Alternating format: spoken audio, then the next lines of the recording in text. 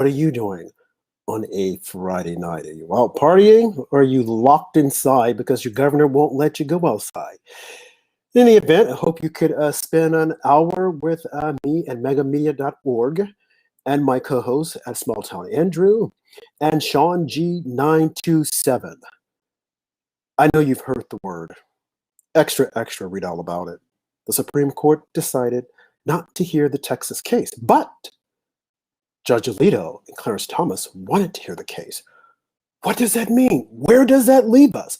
What exactly is happening? Do we go outside and burn down this place? Burn the mother up? I don't think so. Trump supporters are too sophisticated and we're smart. They haven't heard the last of us. Folks, this is not the end. Do not despair. Yes, I'm angry. Yes, I'm mad. But these things we know to be true. The Democrats did steal the election with the help of big tech and the liberal media, including Fox News. Now, of course, Fox News is now trying to say, oh, we were like putting all this stuff out there all along. No, you weren't. Give me a break. Your ratings are tanking. And now you want to stand up? Sit down. That's what I say. Sit down. So my fellow patriots, if you're listening right now, don't despair. Be strong. We got this no matter what happens. What we did over the past couple of years with President Donald J. Trump, hey, be proud of yourselves. And without further ado, I will bring on my co-host at Small Town Andrew and Sean G927. How's it going, guys? Doing well. How you fellas doing? Going good, thank you. Well, you know, I want to say that I'm feeling like poopy pants, but I'm not. I kind of felt that the Supreme Court was a long shot, but I got to give it to the president's legal team, Giuliani and the other young lady. I mean, and they're still fighting. I mean, they did everything they needed to do. And so did President Trump. Unless you know that he's a fighter. No, he was going against the wind. But hey, he never gave up and he still hasn't given up. So no matter which way this takes us, no matter what happens, I'm still in his corner. And something else I mentioned on one of the shows, I didn't necessarily want the courts to decide this because if you have 18 or 19 states that joined in this lawsuit with Texas, those 18 or 19 states should go to their legislatures and say, hey, we're going to seat our own electorates to vote for President Trump come Monday. So if they're really in this the way they say they are, I think that's what they should do. What do you guys say?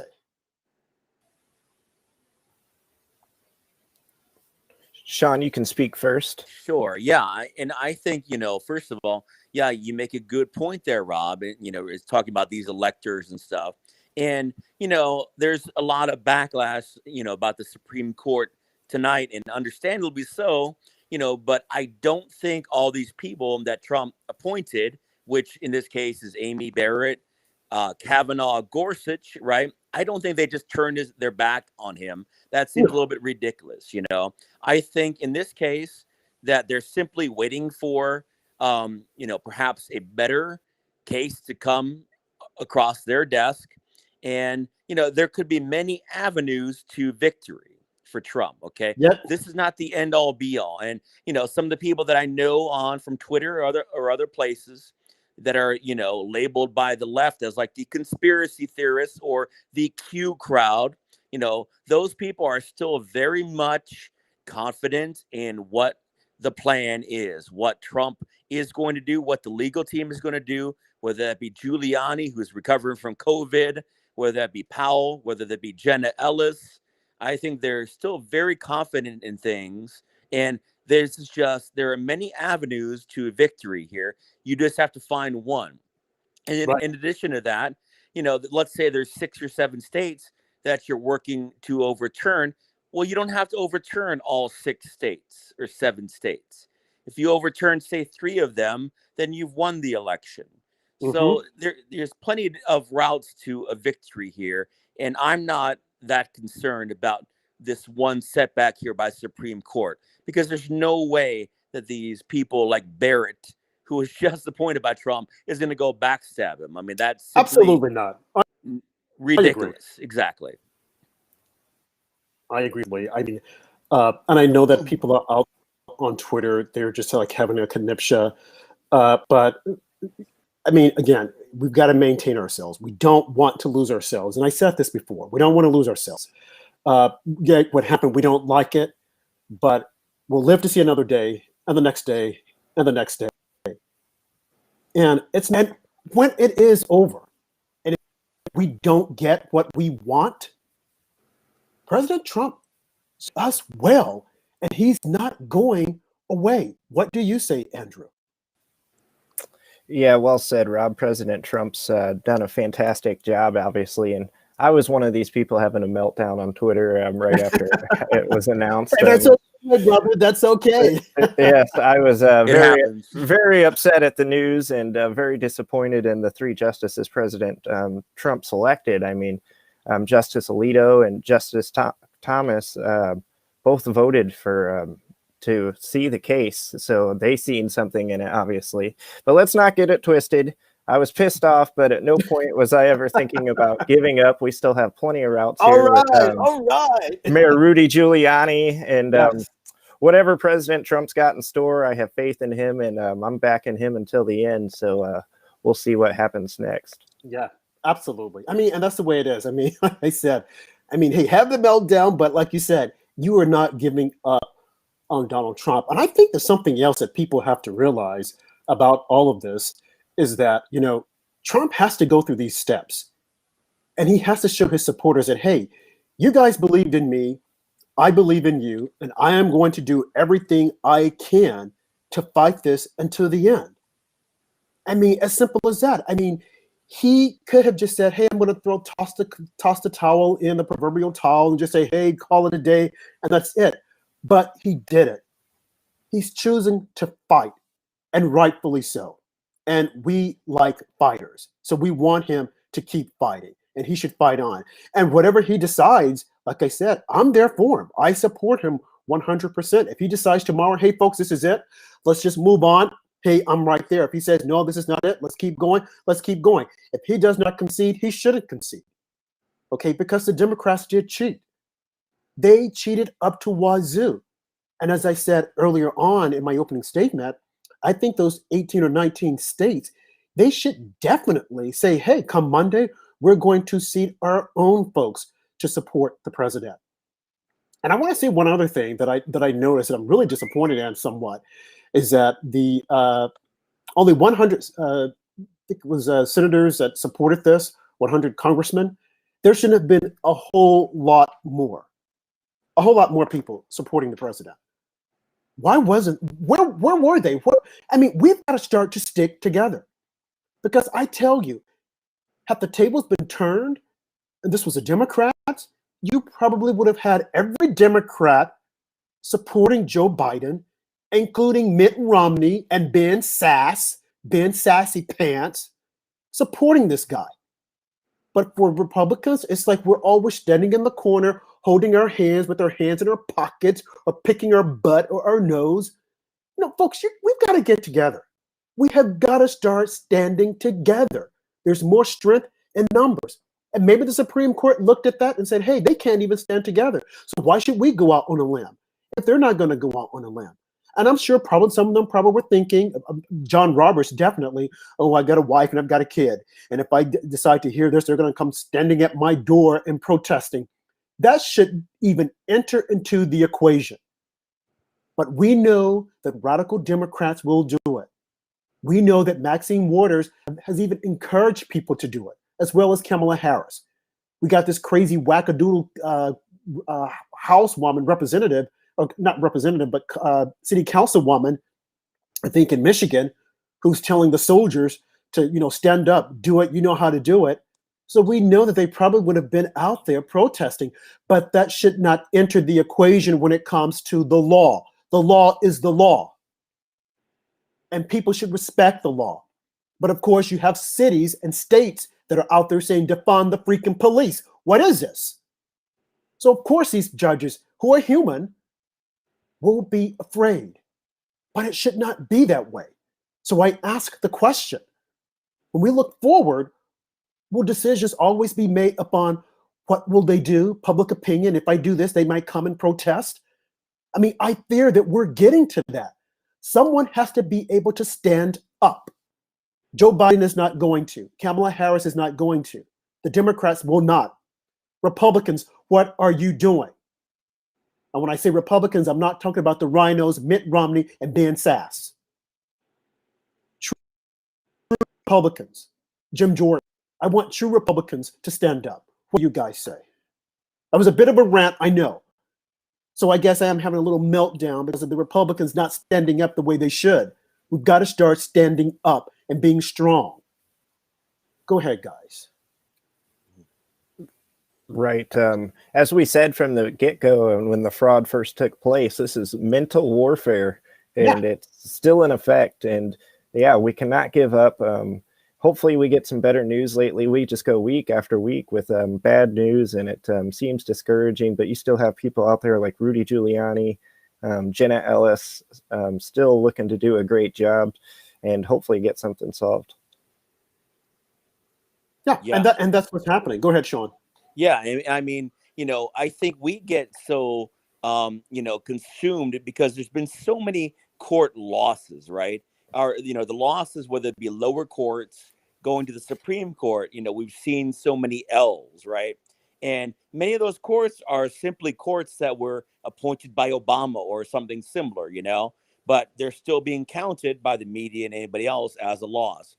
And it's frustrating because, if you look at Trump now after the election, there's been so many losses and hardly a victory as far as, the recounts here go. And so that starts to weigh on people. And now we kind of get used to being expected to hear a loss. And so this isn't really anything new for us, to see that like we've lost something, even though it is the Supreme Court. While that's disheartening, I think it's time to, to remember that like, hey, it's not about your net wins and losses here. You just need one big win at some point, and you can flip things around and flip the script. Absolutely. I couldn't agree with you more.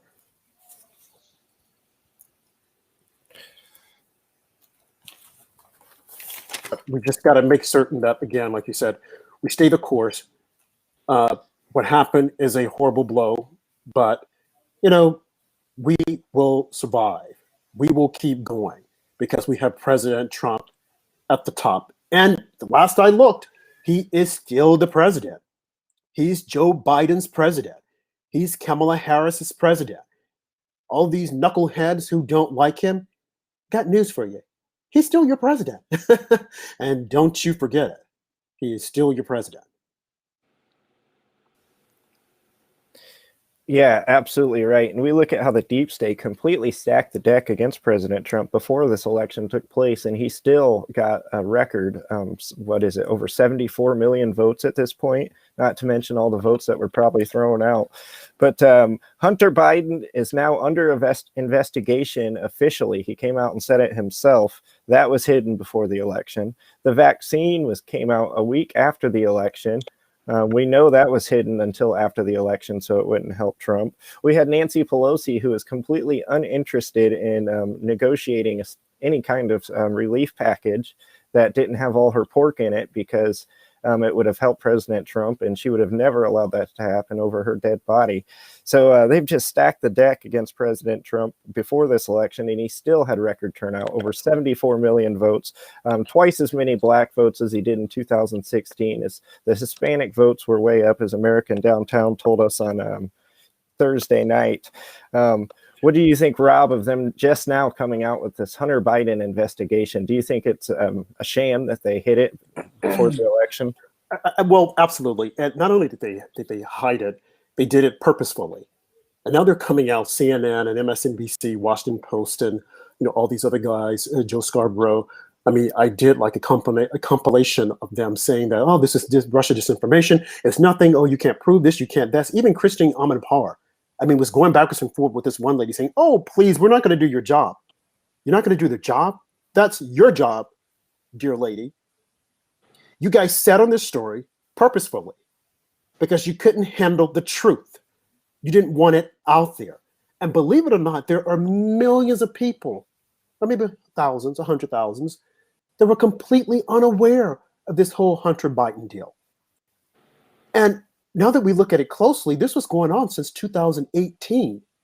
He was being investigated. So he knew about it, as well as Joe Biden, as well as their inner circle.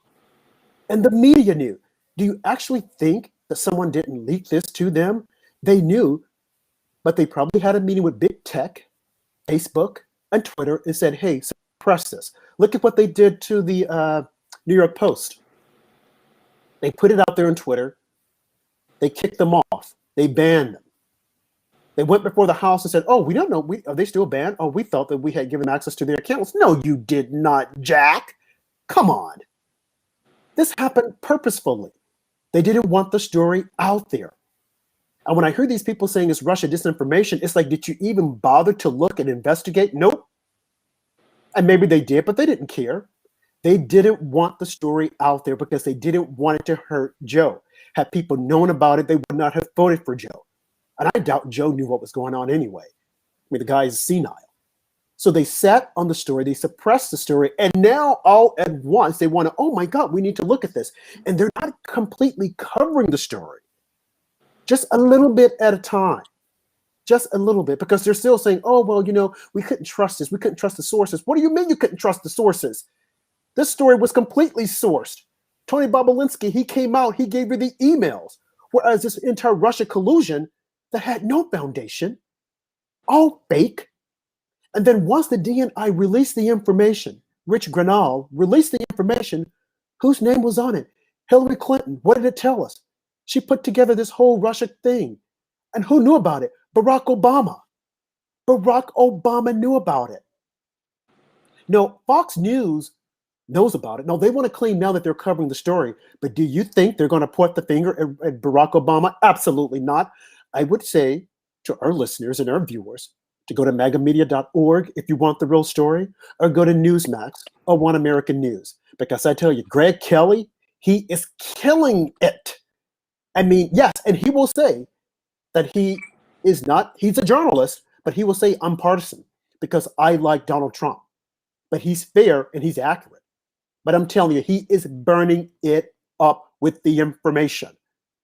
Because Fox News, Johnny Come Lately, they claim, oh, well, we have this information. Oh, give me a freaking break. You sat on it. Tucker Carlson, to his credit, came out and exposed this entire thing. He came out with Tony Bobolinsky. Okay. And he had the guy on there. He interviewed him over, I think it was a 2-night span. And this coming Saturday, he's going to interview him again. CNN isn't interviewing him. They're busy wearing these trademark shirts saying truth before power or ladies power or something crazy. MSNBC, they're not going to. They're busy still talking about Russia collusion or talking about there are people that are dying from COVID-19. And there are people that are getting hit by cars. You're not talking about that. There are people who are committing suicide because they're locked up. You're not talking about that. So again, they set on this deliberately because they didn't want the information out there.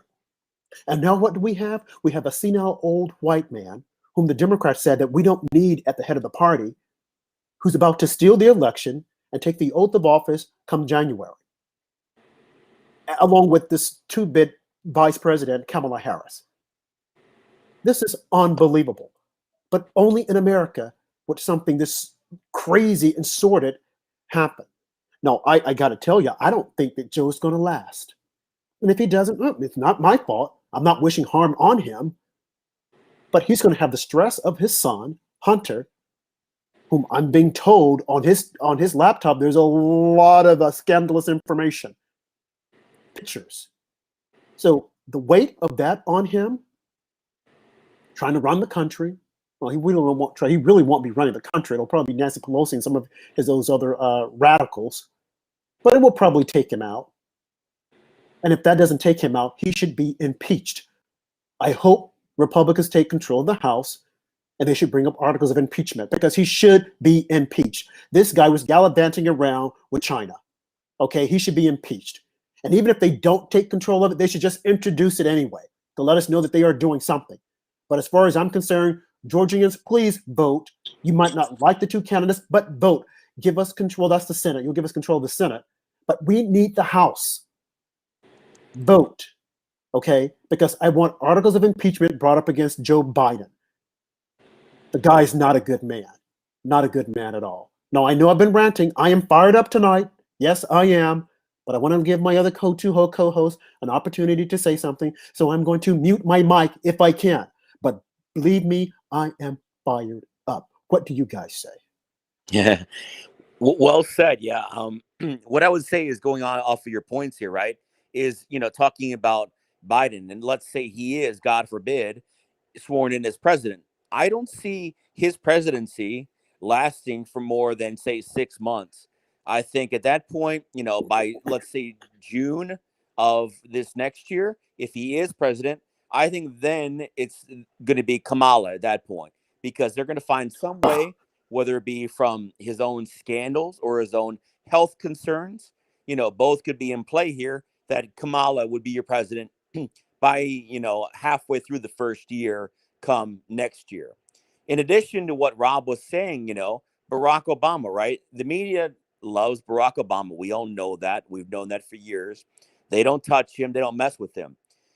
When he left the White House back in 2016, you'd think he'd go somewhere and go have a good time, right? Go party, go back to Hawaii, which is his quote unquote home state, right?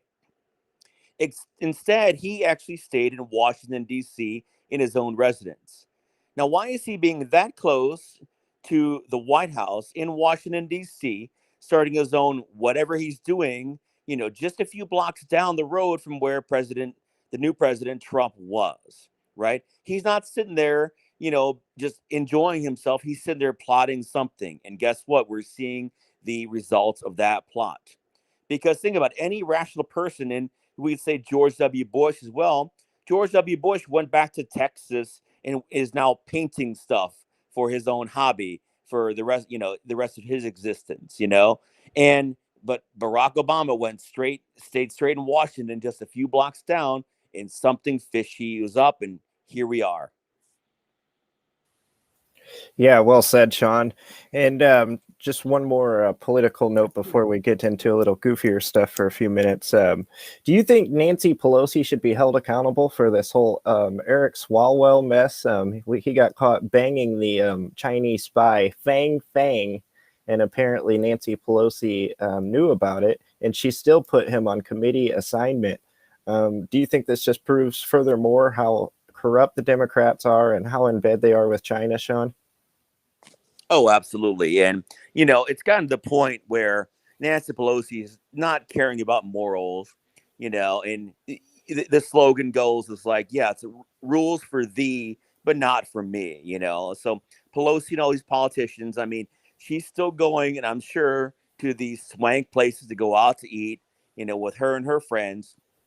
She doesn't care about the morals of Eric Swalwell, bang, bang, fang, fang, whatever you want to call it, and it's just, it's a total hypocrisy. But at this point, Nancy Pelosi's already sold her soul that it doesn't really matter. And, she's doesn't care that Swalwell had this affair. And even though she went on for years talking about this alleged Russian collusion for President Trump, it doesn't matter now, because she's already crossed the line of full-blown hypocrisy, and there's no turning back at this point for her. So she may as well go all in with whatever plans she's doing, and she's not going to mind that Eric Swalwell had a bang bang with Fang Fang, or whatever we want to call it at this point. There's no worry on her part. Right. Yeah, absolutely. And we all know how corrupt she is, and we've seen it time and time again. Sean, you had a hilarious tweet this week about David Crosby from Crosby, Stills, Nash. Can you do you remember that story? Could you relate it to us? Yeah. And, earlier this week, because I'm a big music guy, okay? So, to be honest, I was always a fan of David Crosby's music, like many others, big classic rock guy. And, David Crosby had spent the last few years being one of those anti-Trump celebrities. And, that's fine. There's plenty of those. And he even said, he doesn't want Trump supporters to even buy a ticket to his shows. Okay, fine. Well, fast forward to this week where he's saying, he can't afford to go on now. He's got to sell his music catalog and he's got to sell the rights to his songs. And there's a good amount of money in that business, right? Well, and he blamed it on, of course, this year, COVID-19, because there's no concerts anymore. And, also live streaming music, people aren't buying music anymore. So the hypocrisy of David Crosby, who was basically telling Trump supporters, don't buy money, don't pay money for my show, don't buy a ticket. I don't want you there, even though I could be making hundreds of dollars off you, thousands. He now is saying that he's, close to being bankrupt due to COVID-19, due to whatever's going on this year in 2020. So he has to sell his catalog just to make ends meet. And he's probably going to make a good amount of money selling that catalog because there's a lot of money to be made in that. But it's just another fun example of the hypocrisy of somebody with Trump derangement syndrome. Yeah, I was reading some of the comments to your tweet, and how classic would it be if someone or Donald Trump bought Crosby's music catalog since he's got it up for sale? Would that be the best troll job ever? Oh, it really would. And he could do it too, with the money. One of my favorite stories with people buying music catalogs is back in the day, Paul McCartney and Michael Jackson had a great friendship, right? And there came a time where Paul McCartney, told Michael Jackson, hey, if you want to make money, buy music from someone else, right? Buy somebody's catalog. Well, it turned out then Michael Jackson bought the Beatles catalog that Paul McCartney had put up.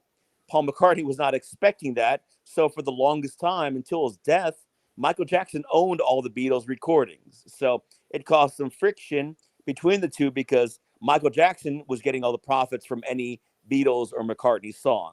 So a little fun irony in that transaction. Yeah, that's a great story.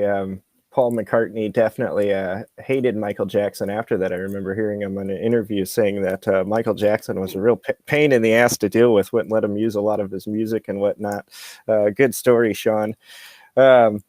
Last weekend, I believe it was, did you watch this big Mike Tyson fight against Roy Jones?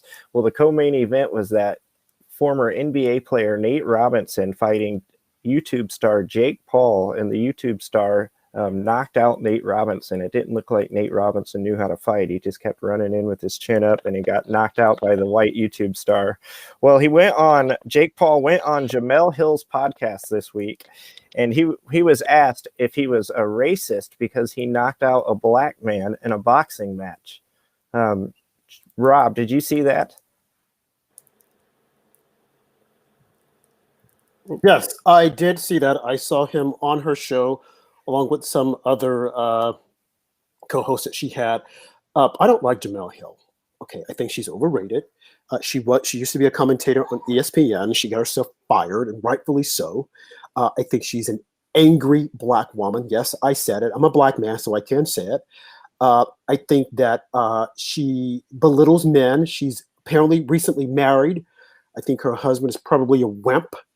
And if she hears this, I'm sure she will attack me on her show. And rightfully so. She can do that because I'm attacking her.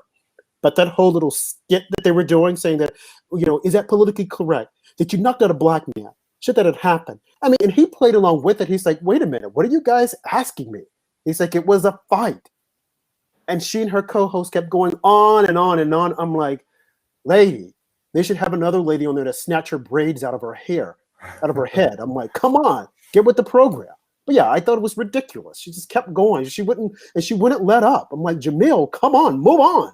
I don't even know why he got on the show. I guess because she's it's kind of popular. She used to write for The Atlantic also. Now she has her own little podcast whereby she's ranting and raving about everything under the sun. But I can't believe she's married. It's like, really? Poor guy. Wow. Yeah, it looks like she talks non-stop. I mean, she has really beautiful eyes. They're kind of hazel, but her mouth, maybe she's good at something else, but they're constantly talking. I can't deal with it. Put something in her mouth. Shut her up, please. Oh, yeah. So yeah, but I did see that. Yeah, I mean, it was interesting because, like, I watched that interview and I tweeted about it this week. And the thing is that, like, they may have been joking when saying that, but they've made it so much that, like, you can't even joke anymore, especially about race. So that, like, Paul had to take things seriously. And, it just brings the ridiculous of things, saying, like, was this racist that you knocked out a black man? Well, even if that's a joke, well, they've ruined comedy. They've ruined Yep. jokes. They've ruined sarcasm. So everybody on the left, I mean, we can't have comedy anymore, right? I mean, imagine the rage. The movie Rocky IV was in the mid 1980s, right? You guys probably remember that one. Yep. Ivan Drago, the Russian, the white dude, killed Apollo Creed in the ring, a black guy. Imagine the rage if that were to happen today in film, right? He killed him in the ring, and then when he was pronounced dead, basically right there in the ring, Ivan Drago, of course, said, "If he dies, he dies." So, I mean, imagine if that were to happen today. That was about 1985 when that happened. Yeah. Okay. So if that happened today in 2020, somebody would be canceled, and it would be whoever made that movie, which would go on Sylvester Stallone, because that was a Sylvester Stallone movie, and everybody that goes along with that. Stallone, of course, is a Trump supporter and a good friend of Trump. So got to give him a shout out. I love his movies. Absolutely. The Rocky movies and First Blood, whatever else. I mean, I'm all on board with Sly Stallone. But what I couldn't figure out with, like, what was her end game? I mean, she's up on her Tron now. What was her end game? What was she trying to prove by constantly bringing that up? I mean, and what did she want? Did she want him to say, okay, it wasn't politically correct? I mean, I didn't get it. And she was relentless. She just kept going on and on and on, she and her co-host, and they were giggling like little girls do. And I'm like, okay, what are you trying? And again, I didn't watch it on TV. I went and I Googled it and I saw it. A buddy of mine was like, hey, have you seen this? And I was like, what is she trying to prove? What is she talking about here? What is the end game?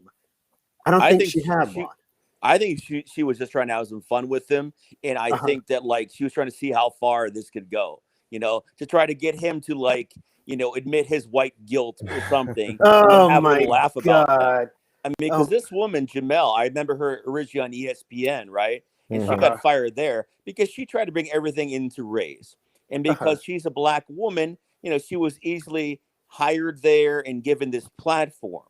And, it's a activity to see how far that she can go.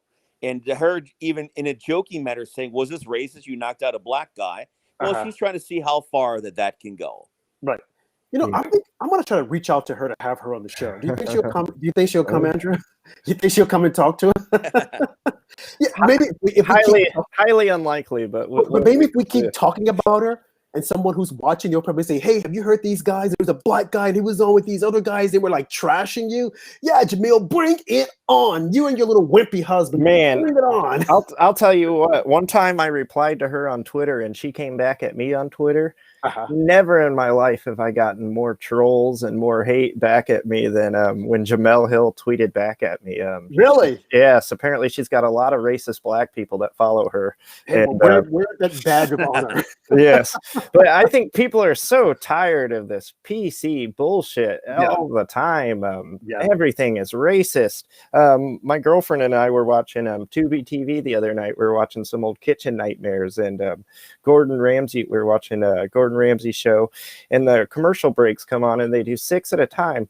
And we noticed every single commercial break, there weren't any white people in any of these commercials. It must be hard for white people to be getting any acting work right now. I mean, you start off with like a gay couple, and then you go to a black family, then a Mexican couple, and then a Chinese couple. It's just never white people on these commercials anymore. It's kind of funny. It doesn't really represent America's real demographic. Well, I'm going to tell you, I mean, the way they look at it is that you've done your time. We don't want white people on anymore, especially white men. White men forget about it. But I've noticed that about the mixed couples.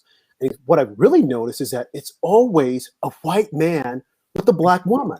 No, not that I care, but Andrew, what are you guys trying to do here? Leave the black women alone. But it's always a black woman with a white man. And not only that, they now have mixed kids. I'm like, oh my God, we've really gotten politically correct here. It's unbelievable. And if you don't have that, you have the gay couple. I am all for diversity, but it's as if though they're trying to force it down our throats. And I gotta say, I can remember when this all started taking place. It was during the Clinton years, his last term, when men started wearing the ponytails and the earrings. I never wore an earring. I didn't look good with an earring, so I never tried it. I couldn't be hip like that for some reason. I couldn't, I don't know. There was something that when I put it in, I don't know. I think I looked kind of gay. Not that there was anything wrong with that. Please don't start sending me email. Okay, but it wasn't the masculine like tough guy, because tough guys wear earrings, and I wish I could, but I don't know. I think my ears were too pointy or something, but they just didn't look good. But as I was saying, I digress a little bit. It was during the Clinton last years when all this stuff started changing and people stopped dressing up, going to work. They stopped wearing suits. That I kind of liked. They started like dressing down. And it was just like the culture just almost within a matter of time just like collapsed. And now what you see, I live in New York City in the financial district. And during the summer, you'll be hard pressed to see a businessman in a suit. It's like, it's you don't see it anymore, because if you're not meeting clients, you don't have to wear suits. Something else that I've noticed, and I never understood this, women wearing nylons or stockings or whatever they call them, nope, that's gone. It is completely gone. You don't see that anymore. And for older women in the workforce, they consider it like part of the entire attire. Like, this is how you dress up, even when it's hot outside. And I've been told, I've never wore stockings or nylons, that they're extremely hot. Now I've thought about putting them on during the winter, when I'm out running and my legs are cold, because I think Joe Namath used to do it, put on a stocking because his legs were cold when he was playing football. But you don't see that anymore. I mean, women don't wear nylons. It's just, you just put their shoes on. Now, I don't understand why they would wear them, just like I don't understand why men wear ties, wear necktie. They say, oh, it makes you look good. I'm like, no, they're kind of uncomfortable. But you don't see any of that stuff now. But I mean, and that's just what society is. That's just who we are. But I wouldn't dare meet the president wearing a light brown suit. So just in case you guys didn't know, you should always wear a dark suit, black or navy. If you wear a light brown suit, he will look at you as if though you're crazy. And I think Sean Spicer can identify with that, because he did a press conference and apparently the president said, wait, what is this guy doing? Doesn't he own a dark suit? But for men, it's supposed to wear dark suits. But hey, I'm just like rambling all over the place here. You guys, relating to this conversation, I actually seen a tweet today from Tulsi Gabbard, who I'm not a big fan of, but every once in a while she'll say something I really agree with. She wants to, she agrees with President Trump on Section 230. And now she just put out a bill to end biological men from competing in women's sports and biological women from competing in men's sports. So basically banning trans from crossing over in athletic competition. I really hope that passes, because it's a hugely unfair advantage, especially to the women, when men are crossing over to their sports. Yep. What did you make of that, Sean? And do you agree with that bill? Yeah, I mean, I totally would agree with her, Bill. And because things have gone too far when you have, people changing genders and then competing in high level athletics, whether it be from high school or, we have an Olympics coming up whenever it gets, we're allowed to have that again, and it really makes a big difference when you have somebody who was like once a man and a powerful, strong man become a woman and then become a powerful, strong woman who kind of looks like a man. So it becomes a very fine line here. And I agree with that Bill, Tulsi Gabbard, saying that we need to put an end to this, and going back on the point that what Rob was saying, about the people wearing suits and stuff. I mean, Donald Trump grew up in that era. He wore a suit every day for pretty much most of his life. Right. And, it's that whole, image of wearing a suit, because that's the image of power. It's the image of masculinity too. I mean, going back to what we were talking about, with movies and character roles, right?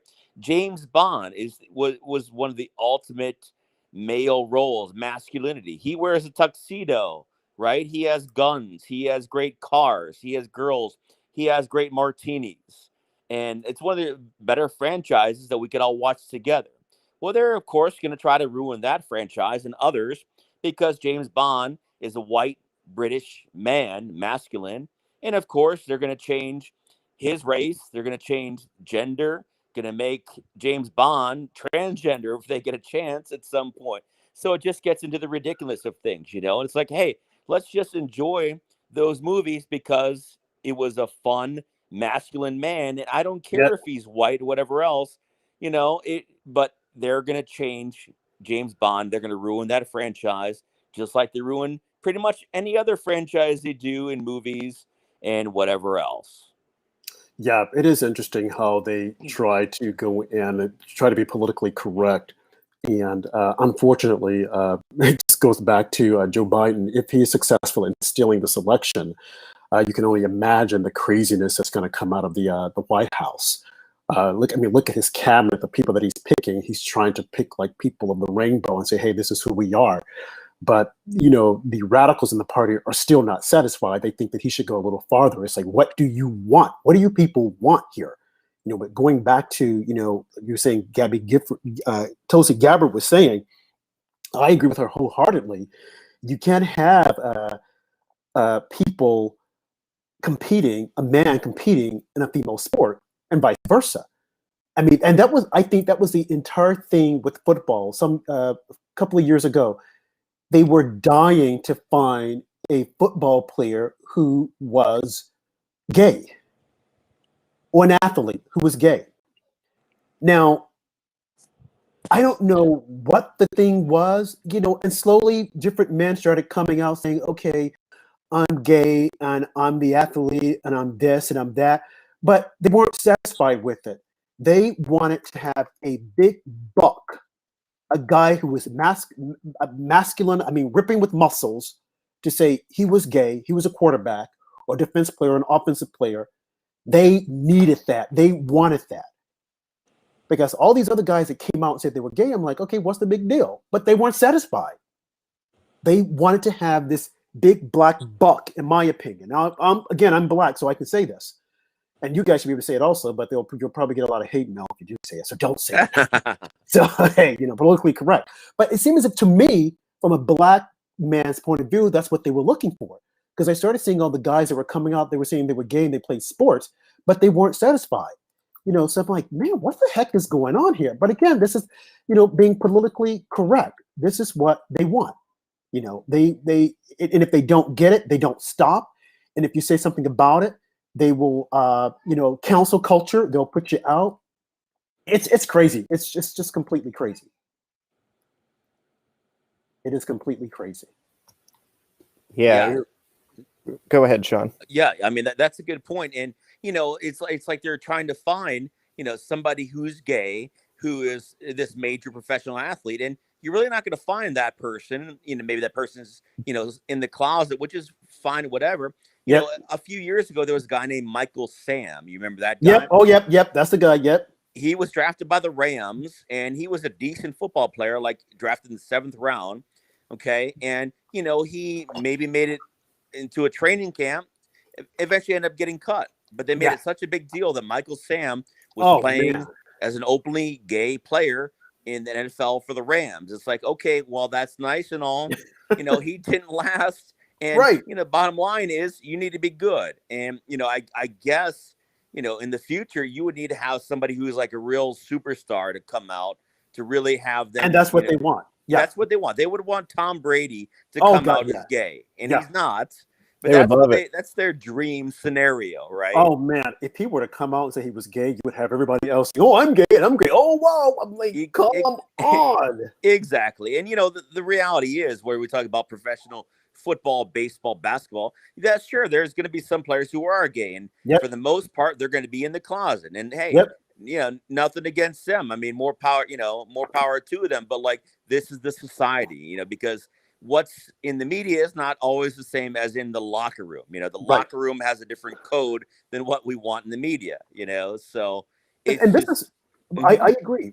And this is my thing on it. If he's gay, if he's in the closet, that's where he should be. We're not looking at him being gay. We want him to play the sport. Exactly. If the female is a lesbian, we don't care about that. We just want you to play the sport. Now, I want to pivot one more time. Speaking of, being politically correct and whatnot, what do you guys think of this? Hold on a second. I'm going to put it up there. Oh, Ta-da! my God. Ta-da! Oh, my Are you God. freaking serious? What about the people who are on the front lines of COVID-19? What about President Donald Trump and Operation, Warp Speed? What did these two do besides steal an election? Okay, just tell me, what did they do? I don't get it. I like how Harris wasn't even a finalist, but they just decided to go ahead and give her Person of the Year as well. Right. How does that make sense? I mean, she didn't even go through the first primary. They didn't even vote for her because she knew that her numbers weren't going to be there. So she dropped out to save herself the embarrassment. But I tell you what, right now, she's probably excited because she probably knows this old fart is not going to last long. And then I will get a chance to jump up there and be the president of the United States. And I think, the more I think about this, I think that's what they're doing. I think that's what they're doing. I mean, is she really a woman or is she something else? I mean, you never know with these people nowadays. But I think Kamala did set a record. She's the first person to ever be the Person of the Year to only receive 1% of the vote. Wow. Unbelievable. Unfreaking believable. And wow. That's all I can say. What did these two do? Absolutely nothing. Joe can barely remember his lines. She's hardly ever out there. And when she is out there, she's giggling. It's like, are you serious? Again, politically correct. That's what you got to do. You got to be politically correct. I heard a kid tell me the other day, one thing that Joe Biden did that I think was good. I'm like, what? He made a woman the vice president. I'm like, and? Like, hey, she could have been the president. Why wasn't she the president? No one liked her. Okay, she wasn't good. So she had to settle for second best. She had to be at the bottom. She's probably used to being on the top. But I think I should ask Willie Brown about that. But hey, that's a different conversation. Before Sean comments, I'd just like to say it really makes no sense Biden got Person of the Year, because even if you believe that he legitimately got 80 million votes, which he did it. I would say you're not the brightest if you do believe that. But if you do believe that, you talk to almost any Biden supporter and they would say that they voted for Biden because they hate President Trump. So President Trump under that would still be Person of the Year. Absolutely. And with Operation Warp Speed, come on. Again, the media did not explain this to people, that you just don't get vaccines approved within 8 months. It takes years and years and years. But they're just, no big deal. Oh, okay, then how are we going to disseminate it? Because as soon as Biden manages to steal this and Trump walks away, they'll say, Biden did it. Biden got all the people out there. I mean, and I got to give it to the president, to his credit, the way he is pushing this and trying to get the vaccines out there, knowing that Biden is going to try to steal this and take the credit for him. I take my hat off to this guy. I take my hat off. I mean, I take my hat off to it. Yeah, and what I would say is, going on this magazine cover Time, giving Biden Harris the Person of the Year, okay, whatever, And the thing is, going back, if you look at history of a magazine like Time, a publication of it, right? Their whole point back in the day was like, a person could be Person of the Year even if they're a bad person, even if they hate them. Adolf Hitler was Person of the Year for Time in previous years. Can you imagine? In his day. So going by that logic, because they hate Trump, they could have made Trump the Person of the Year based on how much they hate him and compare him to Hitler, right? In this case, it shows just how much, the magazine industry, that no one really cares about anymore and how irrelevant it is, right? And the only time ever I'll actually purchase a magazine, and this is reluctantly, is if I'm at an airport and I go to the, the newsstand and have to buy one, which is overpriced anyway, for like $10, a rag magazine like that, because when you're in the air on an airplane, you pretty much lose your internet access, or you have to buy an overpriced movie, one of those options, right? And so that's about the only time where, something like that is relevant. You go to the airport, you've got, the news rack with magazines like Time and you've got CNN on at the bar with overpriced drinks next to it. So that's about the only time that this stuff really becomes relevant. Yeah, well said, Sean. I have my copy of Time with the real person of the year back when they put a real man on the magazine. Oh, right. Wait, let me see that. Oh, right. Yeah, right. That's a real man. Yeah. Yeah. There we go. I like that. Yeah. That's the real person of the year for Time magazine. Absolutely. But, not to be this year, apparently. Yeah. So, guys, let me ask you this. So, what do you think? What do you think is next for President Trump? I don't think he should attend the inauguration. Well, part of me wants him to attend so that people will say, "Oh, sour grapes," But if he doesn't attend, I think that he should stage a rally and show people, "Hey, I can draw a crowd," because that there's supposed to be social distancing, so they can't have a lot of people out there. And if they do, of course, I'm gonna make a big stink about it. But it would be interesting to see, what's going to happen if he stages a rally. They're giving the inauguration. Now, of course, the media won't cover it. Newsmax probably would. One American News would. Fox, forget about it. They're just as liberal as the rest of them. But I wonder what are his next? What are his plans actually? Do you guys think he should run in 2024? Well, I think first of all is that I'm not quite ready to think about like what a Biden inauguration would be. Yeah. So I'm not quite there. And a good question was made, because I listen to Rush Limbaugh probably as you guys do from time Absolutely. to time.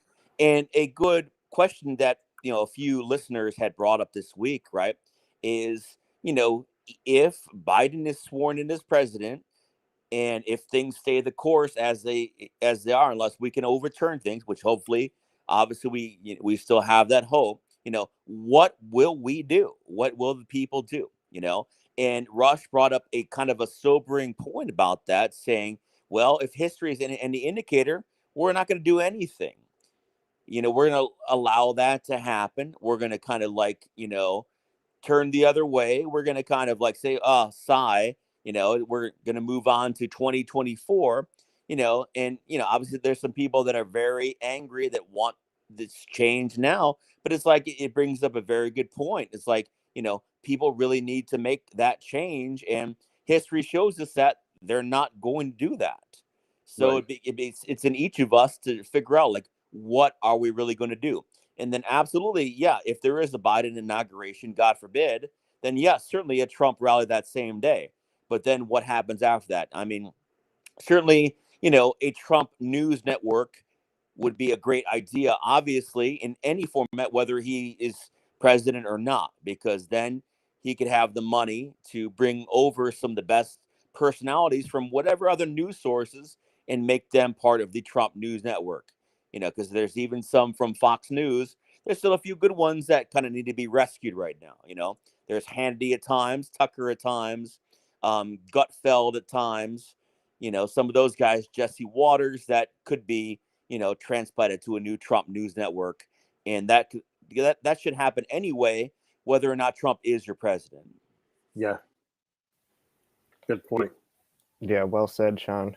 As you guys pretty much mentioned, I'm still not ready to move on yet, so I'm not thinking that far ahead. 2024. I know President Trump won this election, and Absolutely. hopefully we prove it with enough time for, God forbid, Joe Biden gets inaugurated. But I heard rumblings that he was going to do like a Zoom inauguration with social distancing and all that. So I don't think it'll be a big event. Probably worried they'll only have about 16 squares out, and it wouldn't be a very good look if they tried doing it at the normal spot. Oh my God! He probably wouldn't even know what he's doing anyway. He will not know what he's doing. The guy's completely insane. So what else is there? We're about to hit we are like 2 minutes past the hour. Is there anything you guys want to talk about that we missed? Let me look at my little list of things here. How about how weak Mayor Ted Wheeler is in Portland? He did a tweet like a tough guy saying that he's going to shut down the autonomous zone in Portland, and it's not going to be like Seattle's. And then his next 2 or 3 tweets, he was basically apologizing for his first tweet, saying that I know that America's racist, blah, blah, blah, but we can't set up on public property and destroy the city. It's like, where has this guy been for the last, what has it been, like 7 months now of rioting in Portland? It's just unreal that it's still going on. I'm not sure what the weather's like out there on the West Coast, but I predicted once it gets cold out, all these rioters will be heading inside. But apparently they're still at it in Portland. They're still there? Yeah, they've got like their own version of CHOP now, like Seattle. It's the new autonomous zone there. It's at this red house. It's called the Red House, and they've got like 4 blocks of land that they're occupying, and the police officers came in and tried chasing them out, and they ended up attacking the police officers and chased the cops out of there. It looks like just a complete disaster. That's the reason why I want Trump to stay in office, so that he can like cut all this craziness out. I mean, come on, this is ridiculous. Go home. What the heck do these people? What are they trying to prove? I mean, it's like, and you have Minnesota. The folks in Minnesota, they're voting to, they're saying not to defund the police, but to move the money somewhere else. And I'm thinking, man, what is this? It's like, are you folks serious? Give it up already. Go the freak home. And what about shutting the cities down? What about those spreading COVID-19? Does that not count? Oh my God, this is insane. They wear masks. Oh yeah, panty mask. Yeah, right. Oh my God, this is insane, folks. This is really insane. And this is what we've got. I mean, when I think about that, I just like, oh my God, this is what we're gonna have to live with. Come on, we need a miracle here, folks. Yeah, vote, Georgians, please vote. Please vote. Please vote. Georgia, get out there and vote, please. And it's like, I mean, we go to this, Portland autonomous zone, right? And it's like, well, shouldn't they stop protesting, and shouldn't they be somewhat happy that like Biden is apparently supposed to win now? I know these people were more like the Bernie Sanders supporters, but like they would have at least have accepted a Biden presidency, and assuming that he wins, should these guys stop now? But it seems like they don't really care about a potential Biden presidency. They're not happy with Biden. They want something like Bernie Sanders or pretty much nothing at all, right? And so, I mean, whatever this protest is, and I have no idea what it is, but what I do know is that these videos are good for Twitter. They're good for my Twitter because I like to show those videos, and they make for very good action and better than, the lack of TV or movies that we're seeing right now in 2020. So, I'll show these videos from Portland or Seattle, and I've shown a lot this year, but it makes you wonder, like, what is their end game? I mean, their end game is they're going to keep a red house in their name. Okay, well, what is after that? I mean, what is their main purpose? And the point is, they don't know. No, they're insane. They don't know what they're doing. It's like they just want to just create complete chaos. Complete chaos. So, what are you guys doing for just to pivot back on something more lighter? What are you guys doing for the holidays? Are you guys looking forward to saying Merry Christmas and all this other stuff and singing these great songs that the left clearly don't want us to do? They want us to stay inside, locked up, and be miserable. It's just like unbelievable. We can't say Merry Christmas. We can't say anything about Santa Claus. Santa Claus doesn't want to give a kid a gun. He says, "Oh, I don't do guns." It's like, come on, folks. This is Christmas time. Let's get into the cheer. But, if Dr. Fauci had his way, especially my governor and mayor, I mean, they want everyone locked inside. They just said today that starting Monday, they're closing down all the restaurants. I'm like, it's cold outside. Come on. What about these people, their livelihood? I bet you they will go somewhere to Jersey, because Jersey is just right next door, or to Connecticut, and they'll probably go and have a T-bone steak. But they're telling everyone else, you got to stay inside. Can't go outside. It's like, come on. This is ridiculous. It's crazy. Yeah, it absolutely is. This COVID fear porn has got a lot of my relatives concerned. my dad's side of the family has already canceled their Christmas gathering because they don't want my grandma to be exposed to so many people. Apparently, I would go and wouldn't have a problem with it, but that was above my head, not my decision. But I'm looking forward to Christmas time, just as I am every year. Be looking to watch some National Lampoon's Christmas Vacation here in the next week or two. And Christmas music. I love the Fireplace app or whatever on the TV. You guys ever bring that up with the fireplace in the background? It's pretty cool. Yep. That is cool. How about you, Sean? Yeah, what I want to do is, because this Christmas is not going to have a huge family gathering because of the reasons that you said before. I want to sit there and I want to get some good, what we call Christmas beer. They have these Christmas ales, holiday ales that, are some good darker beers. Have a nice drink and then watch something like The Godfather on TV because they usually run those around on Christmas and Thanksgiving. A Godfather and Godfather 2 marathon will take up a good 6 hours or so. And you sit there and have some cold ones and just watch that and enjoy that in. And that's really at this point what I would like to do the most, this Christmas. And it's not going to be a normal Christmas. It's not going to be a huge gathering. But doing something like that, yeah, that'll work for me this time, And the key is finding the right kind of beer to purchase or a good mixed drink as well, because those are always fun, of course. What I like to watch around the holidays? I like to watch Lord of the Rings. See, I can watch them over and over again. Camp out on my couch and I will watch it non-stop. I love it during the holiday. Just like Lord of the Rings, Fellowship of the Rings, the Return of the King, and all that. Love it. I didn't like the last one. The with the what are they called? Not the trolls, but the Hobbit. I didn't like the Hobbit. It's like, that was didn't like it. But the first 3, loved them. Lord of the Rings. Or I also like to watch, believe it or not, I like to watch there's a vampire series that comes out. I can't think of it. I almost said it. But that's another great thing that I like to Twilight? do during the holiday. No.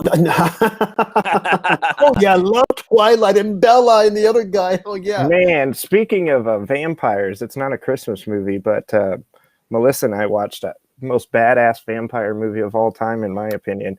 John Carpenter's Vampires the other day. It's got James Woods in it, and it is a fantastic movie. Really? Yeah, he's a killing machine in it. Total badass. In my opinion, James Woods' best movie. Oh, okay. I gotta love James Woods. Oh yeah, I love him on Twitter. Yeah. So. Well, guys, I think that's it for me. I don't have anything else. Nope, I think that's a wrap. Thank you so much to everyone who stuck around and listened to us on this Friday night after dark episode. Yes. We will be back on Sunday night at 10 Eastern, 9 Central, 7 in the West. With Friday Night Lights tonight. Yeah. Friday night curfew. Oh yeah. Better be at 10. Better be in. I'm on curfew. I made it back by 10 because we had the show. So bonus. Yeah, it looks like we're an hour and 11 minutes past the curfew tonight. Yeah. So hopefully we are safe. But we will be back Sunday with Maxine Waters' opponent, Joe Collins. He'll be joining us. And then we might run long and bring on some people from the Stop the Steal rally tomorrow as well. So tune in Sunday night at 10 Eastern, 9 Central, 7 Pacific. Thank you so much, everyone. Thank you. And have a good Thank you, guys. Appreciate it, as always.